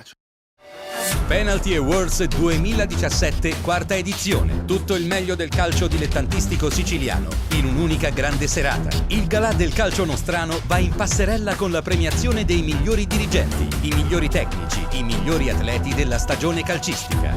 Penalty Awards 2017. Una serata esclusiva con il gotha dirigenziale e sportivo del calcio siciliano. Le eccellenze dello sport, del giornalismo e dello spettacolo. Penalty Awards 2017, lunedì 12 giugno alle ore 18 presso il Teatro Comunale Mino Martoglio di Belpasso, Catania. Potrete rivedere l'intera manifestazione domenica 18 giugno 2017 alle ore 19 sul canale 78 del digitale terrestre di Gold 78. Presenta Ettore Tortorici. Allora, devo dire che questo campionato di promozione ci regala sempre grandi emozioni. A questo punto vedremo cosa succederà nei playoff nelle prossime settimane. Parliamo adesso del girone C, il girone messinese, che noi di Penalty abbiamo seguito, devo dire, con molto interesse. I risultati sono già definitivi per quanto riguarda i playoff e i playout. Nella giornata di oggi sono scontrate le seguenti squadre. San Biagio batte... Real Aci batte Terme Vigliatore 2-0, Giardini Naxos batte Real Rometta 3-0, Città di Messina batte Messina Sud 1-0, Messana batte Città di San Filippo 3-0, Ionica batte Gescal 1-0, Camaro batte Merì 2-0 ed infine San Biagio batte Aci Sant'Antonio 6-3. Il Camaro ha già vinto il campionato da parecchie settimane, devo dire quasi disintegrando anche gli avversari perché il distacco è stato considerevole. In classifica appunto il Camaro con 72 punti, la Ionica con 65, 57 punti per il Città di Messina, il Messana, 46 per il Terme Vigliatore, 44 il Calatabbiano, 37 Real Aci, 32 punti per il Giardini Naxos, 31 per il Merì, 30 per il Gescal, 29 per il San Biagio, 27 Messina Sud insieme alla Città di San Filippo del Mela, 22 punti per il Real Rometta ed infine l'Aci Sant'Antonio, ultimo, anzi penultimo perché l'ultimo è il Forza Calcio Messina che è stato escluso abbondantemente all'inizio della stagione. Dicevo il Aci Sant'Antonio con 3 punti. Griglia già definita, Camaro in eccellenza la prossima stagione. Si giocherà a questo punto la semifinale tra il Messana e il Città di Messina, mentre invece la Ionica per questa settimana starà alla finestra e poi incontrerà appunto la vincente per rappresentare questo girone C nello scontro contro il gruppo, il team, la squadra che vincerà nel girone D.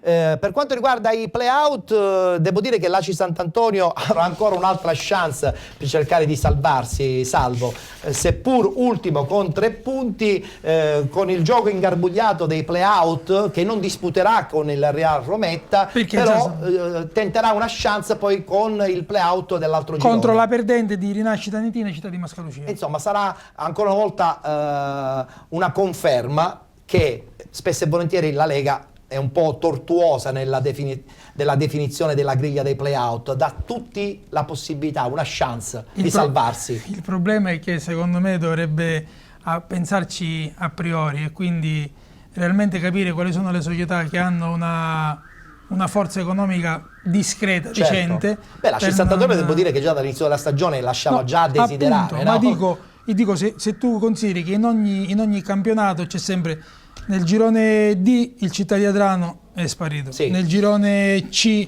Forza Calcio Messina è sparito e l'Aci Sant'Antonio a 3 punti. Cioè, di che stiamo parlando? È vero, è vero. Se pensarci prima fai un girone da 14 dico, ma quantomeno fai un girone più o meno equilibrato, così è un po' strano.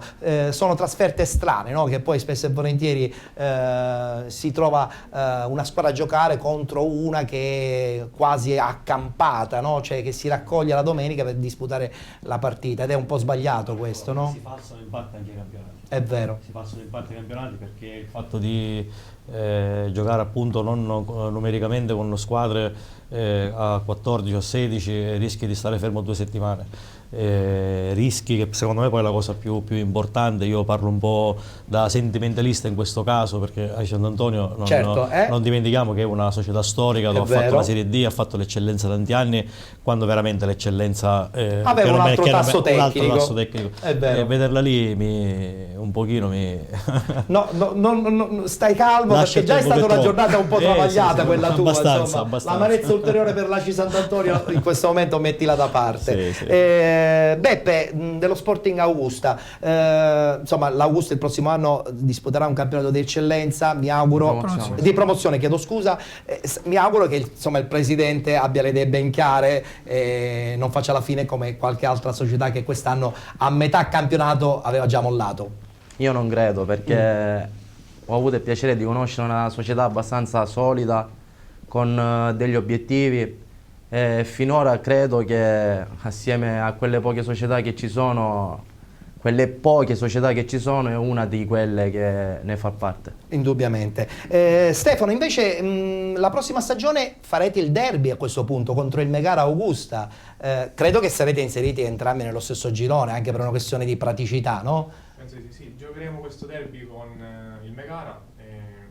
Abbiamo anche molti amici. Società storica, qui insomma parliamo di una società veramente storica.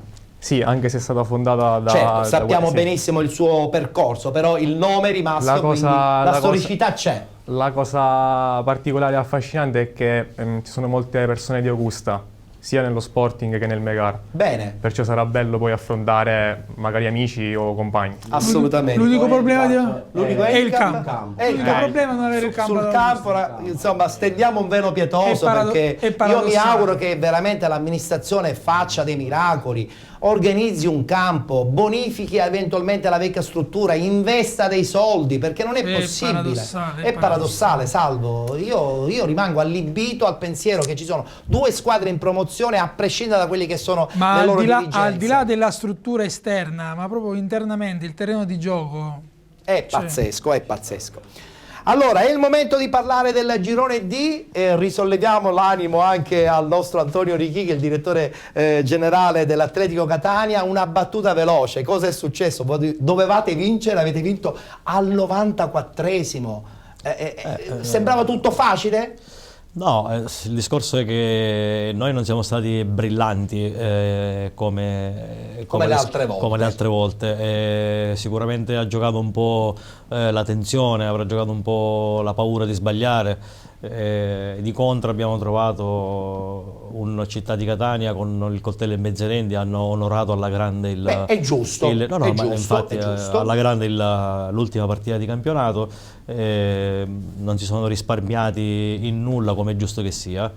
Sì, non è stata semplice perché, come dicevo poc'anzi, giocarsi un campionato gli ultimi 2 minuti, perché l'arbitro aveva dato 6 minuti di recupero perché si era fatto male Peppe Spitaleri, che tra l'altro è finito. Posso immaginare cosa sia successo nel momento del gol. C'è stata una liberazione Va totale. bene, adesso ci darai qualche altro ulteriore particolare, perché voglio leggervi i risultati di questa 15ª giornata. Sporting Trecastagni batte Adrano 3-0 a tavolino, Real Città di Paternò batte Aquile Calatine fuori casa 2-1, Atletico Catania batte Città di Aci Sant'Antonio 1-0, 4-3 per il D'Agata contro lo Sporting Eubea, 2-2 tra Marina di Ragusa e Real Siracusa Belvedere, 0-0 tra Megara Augusta e Calcio Vittoria, Città di Ragusa batte Rinascita Netina 2-1 ed infine Santa Croce batte Città di Mascalucia 6-2. A questo punto lo possiamo dire con certezza, l'Atletico Catania la prossima stagione disputerà il campionato di eccellenza. Per quanto riguarda il discorso dei playoff, sottolineiamo che si disputerà soltanto la finale, perché il Santa Croce è troppo distaccato rispetto al duo che ha seguito passo per passo il gruppo dell'Atletico Catania. Infatti Città di Ragusa e Real Città di Paternò concludono la loro stagione con 68 punti e saranno loro a giocarsi la finale per quanto riguarda i playoff. Per quanto riguarda invece i playout, Salvo ce l'aveva già anticipato, ci sarà lo scontro tra Rinascita Netina e Città di Mascalucia. Chi vincerà poi dovrà giocarsi, chi perderà dovrà poi giocarsi giustamente il playout dell'ultima spiaggia. Prima di ritornare a parlare con il nostro Antonio, Atletico Catania ti fa venire in mente tanti ricordi, ci fa venire in mente tanti ricordi. Devo dire che quest'anno all'inizio qualcuno aveva dubitato su quella che poteva essere la stagione dell'Atletico Catania, però poi dopo Antonio, devo dire, ha fatto un lavoro pazzesco, in crescendo, ha vinto dove doveva vincere e credo che a questo punto, anche rispetto alla città di Ragusa e anche alla Real città di Paternò, aveva qualcosa in più e quindi meritatamente penso abbia vinto il proprio girone. La forza dell'Atletico Catania secondo me è stata essere partiti dal primo giorno con questo gruppo, perché credo che abbiano fatto pochissimi ritocchi a dicembre, cose che invece hanno fatto le altre, quindi hanno consolidato quello che era già, quello che di buono già avevano, ed hanno fatto sta cavalcata contro ogni pronostico, perché poi alla fine c'era il Città di Ragusa che ha guidato, due squadre attrezzatissime, ha guidato per molto tempo il campionato in testa, però poi loro, onore e merito all'Atletico Catania, al mister Proto, ad Antonio, al direttore, a tutti i ragazzi che hanno Avevi anche tra l'altro qualche giocatore tu la scorsa stagione, se non sbaglio, da Sant'Antonio. Sì, qualche giocatore era dato per finito anche lì, però il problema anche lì non erano i giocatori ma era qualcos'altro. Ecco, e quindi era qualcos'altro. Allora ribatto la tua ultima battuta al direttore, era qualcos'altro, cioè quando c'è una società che paga i rimborsi spese, è vicina ai giocatori, già siamo a buon punto. Poi ci metti un buon staff tecnico, e alla fine il campionato si può anche vincere. Antonio. Io sarò forse adesso un po' crudo nei termini che userò. Io ho smesso di allenare per decisione mia 2 annetti fa, perché mi ero un po' schifato di tutto quello che c'era attorno alle squadre di calcio, e mi fermo qui.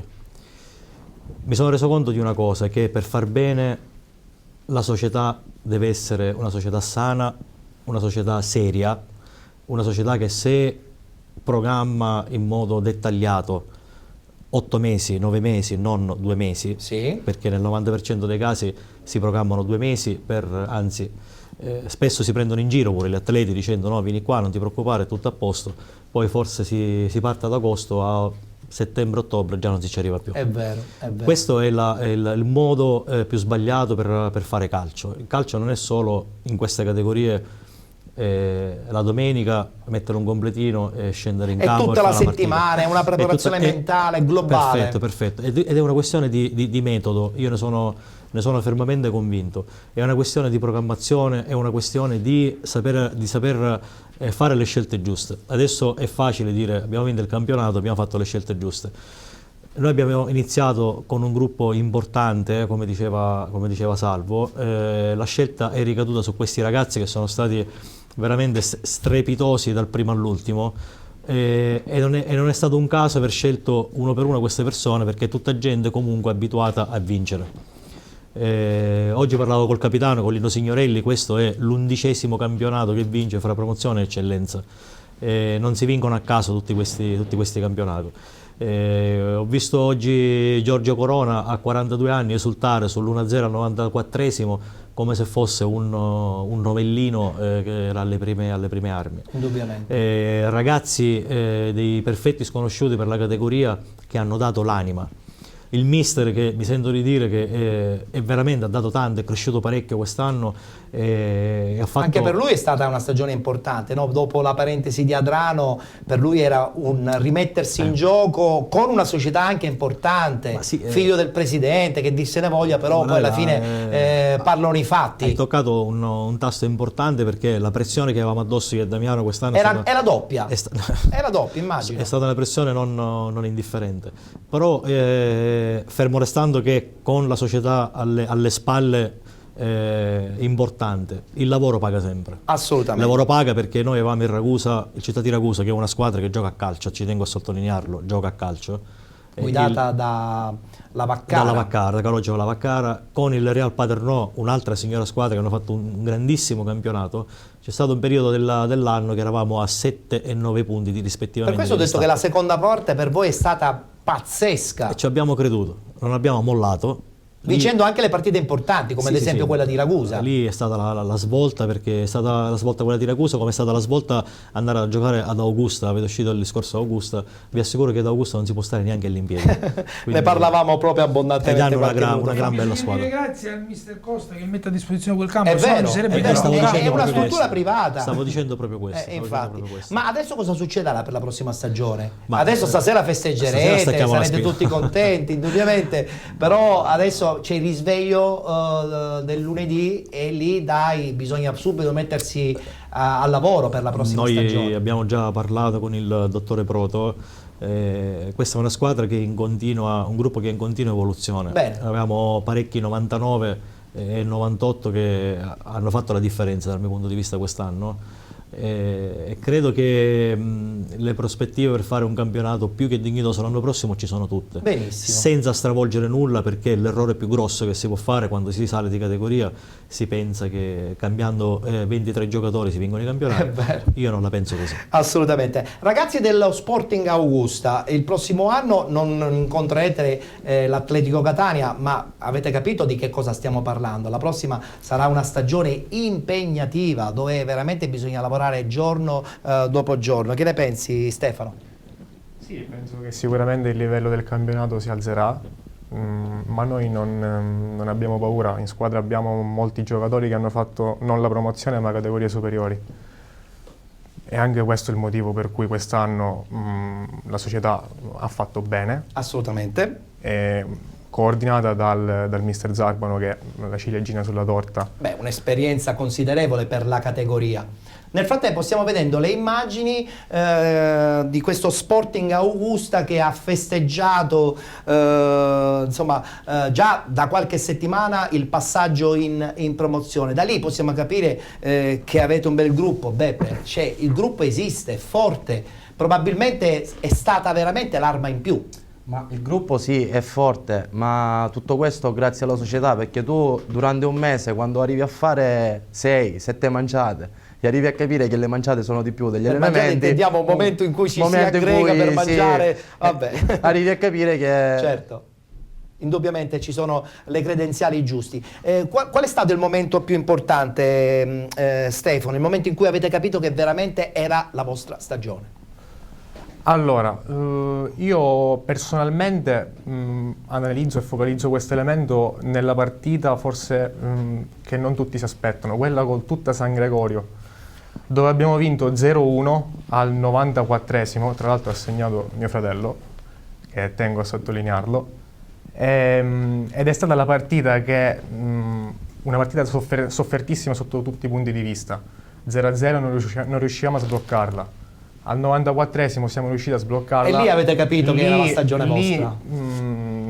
Poi abbiamo avuto una sconfitta di Mister Bianco che un po' ci ha ridimensionato, però quando segni al 94esimo in una partita del genere e ti metti a 5 punti dall'Erg che stava spingendo, vuol dire che hai capito che è lì il momento lì in è cui... stato forse il momento che ci ha fatto capire che, secondo il mio punto di vista, il campionato sarebbe andato a finire come assolutamente. Abbiamo già un po' anticipato i temi della prima categoria.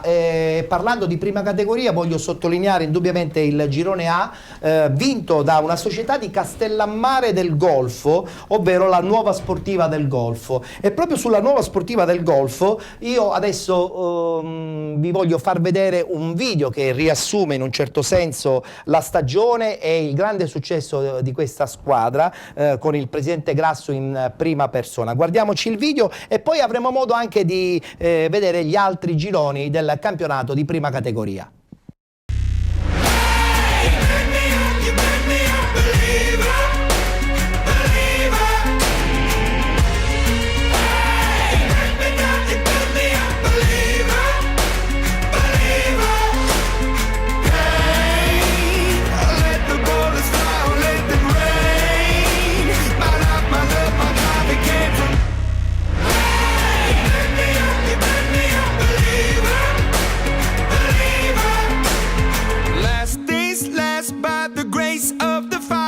The flames, you're the face of the future, the blood in my veins, oh, ooh, the blood in my veins, oh, ooh.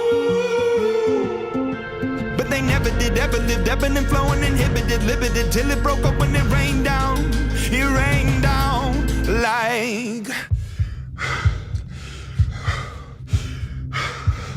Godiamoci questa vittoria che è stata importantissima per noi e anche perché non era messa nel conto la vittoria del campionato, però partita dopo partita siamo riusciti, grazie ai giocatori che annoveriamo nella rosa, grazie al grande lavoro di Mister Bosco, siamo riusciti a inanellare una serie di risultati positivi che ci ha permesso di concludere primi questo campionato.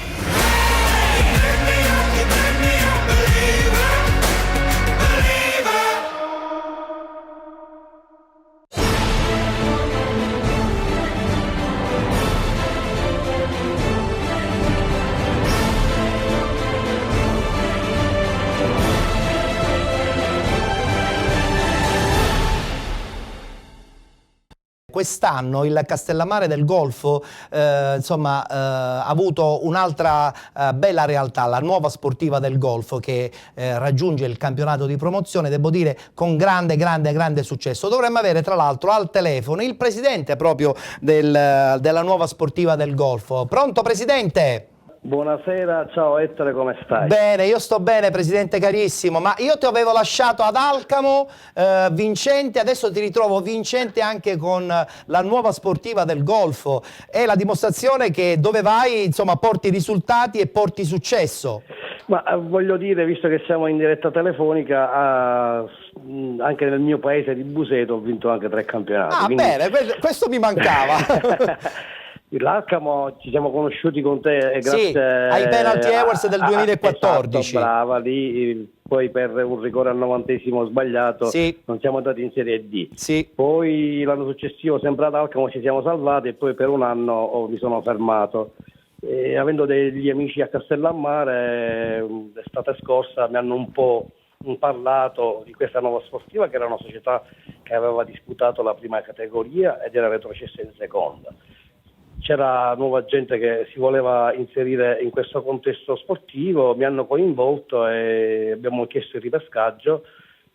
Con appena 6 giocatori siamo partiti formando una squadra che dalla prima giornata di campionato fino all'ultima è vero è arrivato prima con 70 punti giocando 26 partite. Quindi insomma la programmazione ancora una volta è stata fondamentale. D'altra parte dici bene, se ci sono gli elementi, gli uomini, lo staff tecnico, probabilmente anche la realtà del luogo dove vai a lavorare, gli ingredienti diventano quelli giusti per fare dei campionati di vertice. Su questo non ci piove, c'è tanto lavoro, io ho seguito tutta la trasmissione, quindi gente che fa categorie anche superiori, diciamo che le analisi di queste persone, di questi soggetti che sono stati ospiti tuoi, la dicono tutta su quello che è il calcio dilettantistico. È vero. Castellammare del Golfo ha una grossa realtà che è il Castellammare 94 che gioca in promozione, così come Augusta. Sicuramente un altro anno andremo a fare il derby. Il derby è sempre un derby, È sempre un derby. Ma comunque credo che si deve programmare. Credo che noi non pensavamo di arrivare primi, non pensavamo di arrivare in semifinale e giocarcela anche qua a Castellammare con i tuoi ospiti dell'Augusta. Quindi è stato tutto così, in un batter d'occhio per circa 8 o 10 mesi, lavorando sotto giornato. Senti Gianni, ma adesso a Castellammare il vostro arrivo in promozione, anche se loro credo che si giocheranno i playoff per andare in eccellenza, come è stato capito? Ma questa indagine non la faccio, noi siamo una società, siamo andati avanti per 10 mesi sicuramente con gente che ci ha remato contro, però alla fine annoveriamo tra la squadra gente di categoria che è stata amalgamata bene da Mister Bosco, che è stato grandissimo, e tutto lo staff che ci ha aiutato, e quindi i meriti poi alla fine sono i risultati, e oggi parliamo di una vittoria importantissima. Assolutamente. Per chiudere, a questo punto, la prossima stagione, che ruolo vuole avere in promozione la nuova sportiva del golf? È una domanda classica che facciamo a tutti i presidenti proprio al termine della loro stagione. Noi siamo una piccola società, ci siamo ritrovati in promozione e vogliamo programmare questa promozione non facendo il passo più lungo della gamba. Punteremo soprattutto con la squadra juniores a fare un buon organico juniores e a mettere, diciamo, in rosa, sicuramente quasi tutti confermati, gli elementi della scorsa stagione, 2 o 3 innesti di esperienza per far sì, visto che il campionato di promozione è molto duro, di ben figurare e raggiungere una salvezza tranquilla il più presto possibile. Benissimo, allora noi ti auguriamo un in bocca al lupo, chissà, magari forse potrebbe scattare una nomination ai Penalty Awards 2017, però nel frattempo dobbiamo fare i complimenti a tutto il vostro gruppo per questa straordinaria stagione 2016-2017. Grazie Ettore e complimenti per questa stupenda trasmissione che fai. Grazie a te, grazie a Gianni Grasso, presidente della nuova sportiva del Golfo. Antonio, hai sentito ancora una volta la programmazione, insomma abbiamo aperto il tuo intervento proprio sull'organizzazione, la concludiamo la tua presenza qui proprio parlando ancora una volta di organizzazione. Sì, ma nelle parole del presidente c'è tutto il succo di un campionato. Loro si giocheranno addirittura un derby. Sì, voi ancora sul derby no, avete qualche problema, anche se volendo, insomma, qualche realtà della provincia catanese in eccellenza c'è, quindi chissà come andrà a finire. Allora noi nel frattempo ti congediamo, grazie so che raggiungerai adesso la squadra per i festeggiamenti, è stata una partita durissima, quindi stasera penso proprio che vi scatenerete. Sì, è giusto, è stata una liberazione, è giusto prenderci lo spazio giusto. Ti rubo solo 30 secondi per dedicarlo ai nostri tifosi che sono stati oggi splendidi, erano tantissimi, Giancarlo Napoli, Gianluca Barbagallo, che sono sempre vicino a noi e ci danno una grossa mano. Allora buon riposo, ma soprattutto per questa sera buon divertimento. Grazie per l'invito, grazie tante. Grazie ad Antonio Richichi. Ma tu come direttore sulla carta saresti pronto a un progetto partendo addirittura proprio dalla prima categoria? Sì, io so che l'hai fatta, ma dico, se c'è qualcosa che bolle in pentola ti piacerebbe?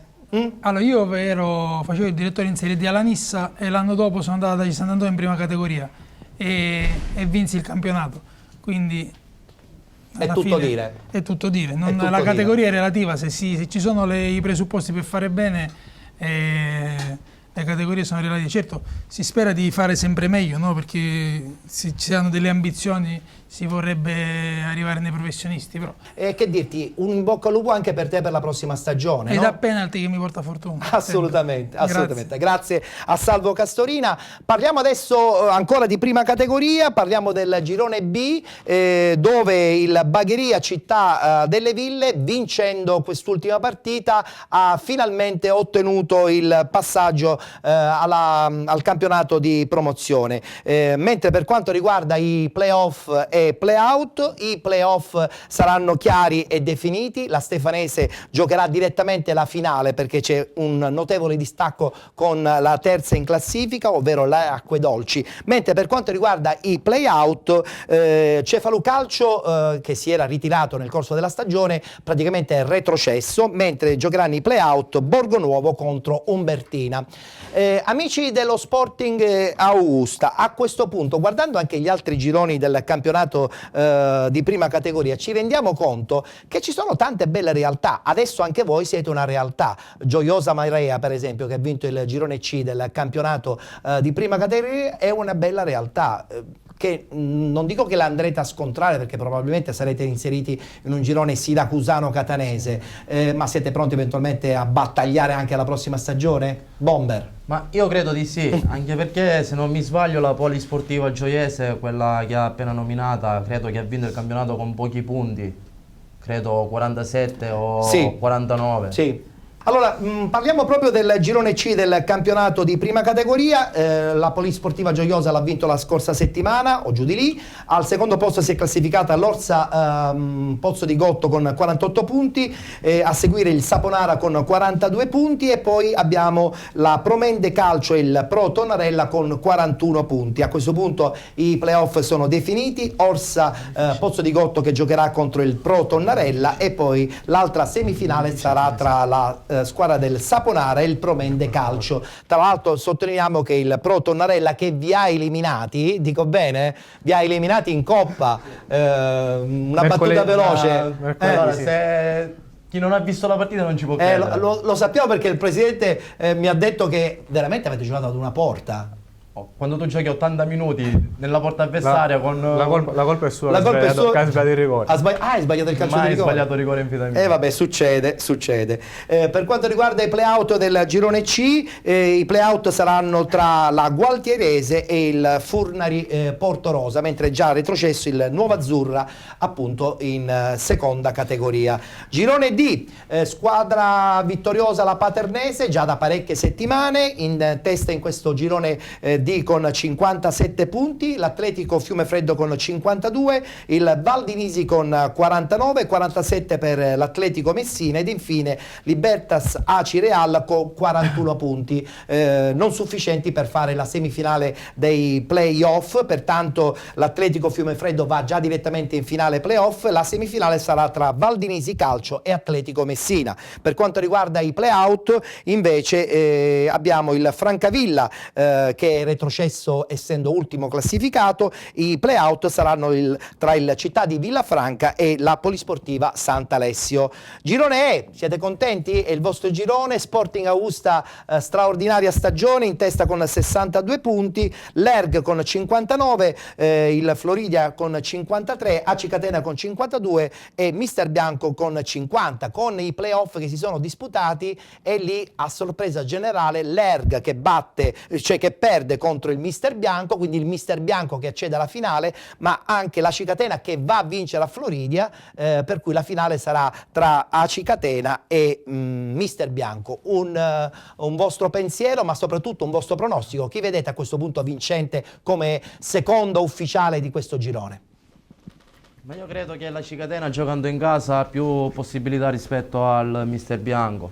Se il calcio è bello anche per questo, perché fino a ieri io dicevo che Floridia ed Erg passavano senza problemi, giocando in casa e usufruendo della vittoria e del pareggio. Quindi a questo punto l'Aci Catena più avvantaggiata? Sì, credo di sì. Sei d'accordo anche tu? Io penso che il Mister Bianco si sia rafforzato molto a dicembre, ha allestito una squadra competitiva e mi ha impressionato anche per come ha giocato la partita con noi. Perciò se dovessi scegliere una squadra sceglierei il Mister Bianco, senza nulla togliere all'Aci Catena e le altre squadre, Erg e Floridia, che assolutamente. hanno fatto un campionato Voglio importante. anche ricordare che il Real Picanella ha battuto 3-0 in casa il tutto San Gregorio di Catania, pertanto la squadra di Costa retrocede in seconda categoria, mentre il Real Picanello anche la prossima stagione disputerà il campionato di prima categoria.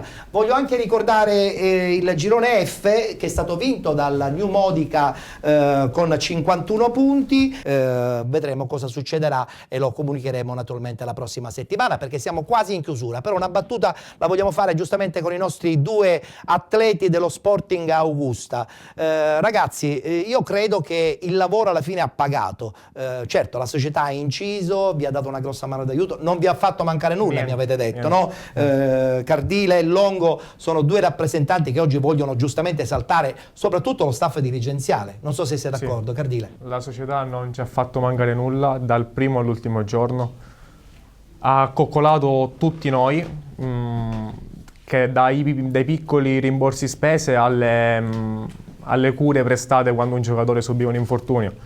Io personalmente parlo per la mia esperienza, la prima parte del campionato ho subito parecchi infortuni, la società senza badare a spese mi ha curato come forse molte squadre di categorie superiori non fanno. Ma anche da sottolineare il lavoro del mister. Certo, Zarbano perché ha fatto il un mister lavoro è entrato pazzesco in una squadra dove non conosceva, non erano giocatori suoi che aveva scelto. Pertanto Pertanto ha fatto una vera e propria impresa, ma si sa, uno che viene dal professionismo. Chiaro.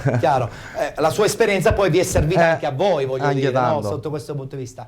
Abbiamo detto che il campo diventerà un grande problema la prossima stagione, lo dobbiamo gridare ad alta voce anche attraverso la trasmissione Penalty, perché non è pensabile che Augusta ancora non abbia risolto questo problema. La società, in questo caso lo Sporting, ha già preparato un piano di protesta, tra virgolette? Anche se forse questa è una domanda che dovrei fare più al Presidente. Non so cosa stia facendo la società. Però, insomma, però fatto sta che farà voce grossa. Ad Augusta da 10 anni manca un impianto comunale. È un paese come Augusta con 40.000 abitanti, uno dei porti più grossi d'Italia. Certo. È un polo industriale come quello che abbiamo. A non avere un campo da calcio nel 2017 fa male, senza nulla togliere. Male che vada, insomma, i tifosi dell'Augusta andranno forse a Lentina a guardarsi i professionisti. O sbaglio, ragazzi? Io credo che ad Augusta, al di là del mando che è quello che è davvero, al di là del calcio, vedere delle persone al di fuori, che è una strada, che vedono la partita all'impiedi e non è fattibile, e vedi mamme, figlie. Mi permette se lo dico, senza nulla togliere